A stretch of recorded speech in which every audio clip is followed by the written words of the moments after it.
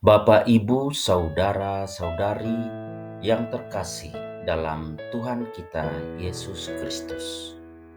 Selamat malam. Mari kita hening sejenak untuk mendengarkan renungan dan doa singkat.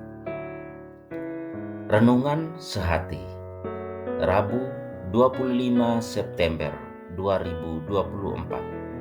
Pekan biasa ke-25 tahun buku B.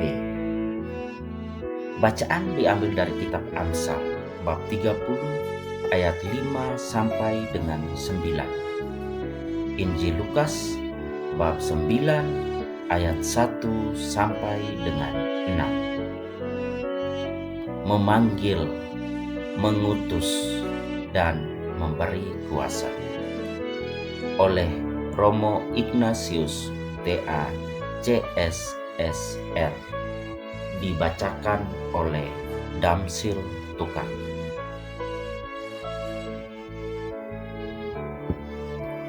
Saudari-saudara terkasih, bacaan Injil hari ini menyajikan 3 hal penting berkaitan dengan misi atau tugas perutusan Yesus kepada para muridnya, memanggil, mengutus, dan memberi kuasa. Gereja Katolik mewarisi tugas ini dalam rangka mengambil bagian dalam karya misi Yesus demi penyelamatan umat manusia. 3 hal dimaksud adalah: pertama, Yesus memanggil. Panggilan Yesus adalah sebuah ajakan kepada orang-orang untuk mengikutinya agar menjadi bagian dari misinya. Hal ini kita temukan di dalam perikop Injil Matius bab 4 ayat 18 sampai dengan 22. Yesus memanggil para muridnya yang pertama, Petrus, Andreas, Yakobus, dan Yohanes.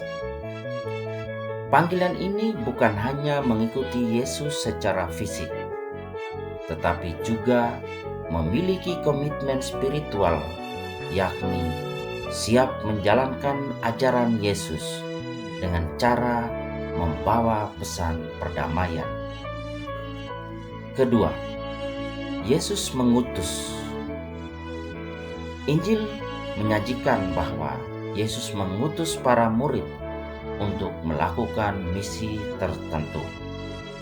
Matius bab 10 ayat 1 sampai dengan 8. Para rasul diutus untuk memberitakan kerajaan Allah, menyembuhkan orang sakit, membangkitkan orang mati, mentahirkan orang kusta, dan mengusir setan.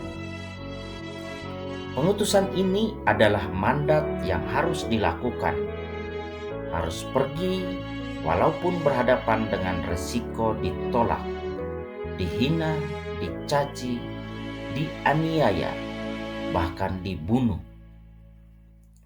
Ketiga, Yesus memberi kuasa. Artinya bahwa Yesus tidak hanya memanggil dan mengutus begitu saja, lalu selesai.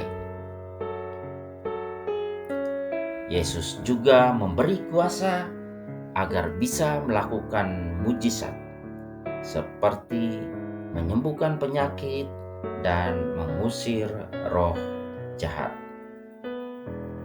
Pemberian kuasa berarti bahwa misi para murid tidak dilakukan dengan kekuatan sendiri, karena dengan kekuatan sendiri tidak mungkin berhasil.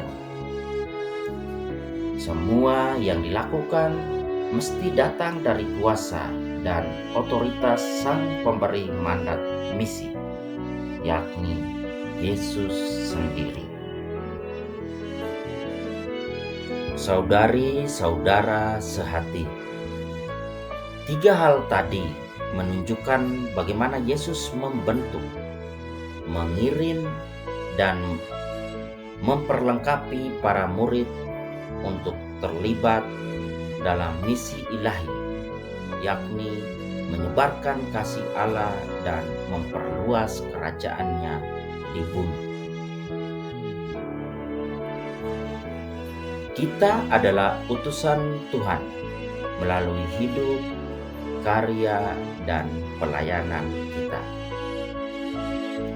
Bersediakah kita menerima dan melaksanakan tugas panggilan kita dengan baik dan setia? Apakah kita selalu percaya pada kuasa Tuhan? Apakah kita mendahulukan kehendak Tuhan di atas segala-galanya? Atau lebih banyak mengandalkan kekuatan sendiri? Semoga semakin banyak orang percaya kepada Yesus, Sang Juru Selamat, melalui karya perutusan kita.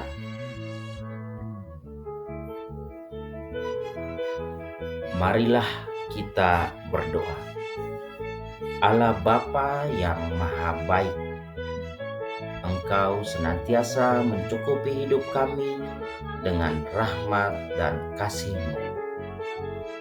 Anugerahkanlah kebijaksanaan kepada kami, agar dapat menggunakan setiap anugerah-Mu demi pelayanan kepada sesama yang merindukan keselamatan. Dengan pengantaraan Yesus Kristus, Putra-Mu, Tuhan kami, yang bersama dengan Dikau, dalam persatuan dengan Roh Kudus, hidup dan berkuasa, Allah sepanjang segala masa. Amin. Pace e bene. Salam sehat. Tuhan memberkati.